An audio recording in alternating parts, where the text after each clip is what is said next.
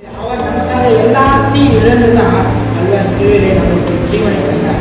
ஆமே, நாம் அவருக்காக என்னென்ன இழக்க வேண்டும்? பெருமை இழக்க வேண்டும், மன ஆசைகள் இருக்க வேண்டும், அந்த பாவத்திலிருந்து விடுதலை இருக்க வேண்டும். அந்த காரியங்கள் நம்ம வாழ்க்கையை இதிலிருந்து எடுத்துக்கொண்டு எத்தனை இயேசு நம்ம வாழ்க்கையை உள்ள வருகிறார்.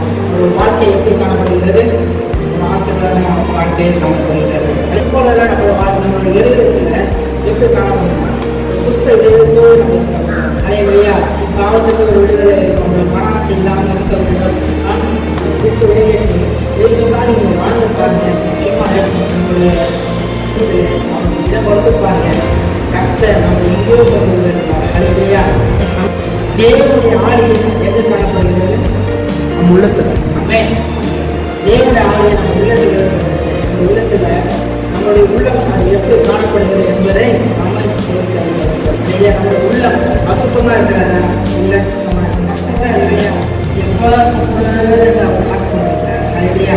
அவர் நம்ம இதயத்தின் கதவை கட்டி கொண்டுதான் இருக்கிறார். நாம் அந்த கதவை தடுக்கிறோமா என்பதை நம்ம சொல்லியிருக்காங்க. இல்லையா? தேவனை கைவிட்டார், அவர் என்கிட்ட இல்லை, அவனே இல்லை. அவனுக்கு நீங்க எப்பேற்பட்ட சூழ்நிலை இருந்தாலும், அவன் எப்பேற்பட்ட நிலைகள் இருந்தாலும் தேவன் நம்ம பக்கத்தில் தான் இருக்கிறார். நாம கூப்பிடுகிறோமா? இல்லையா?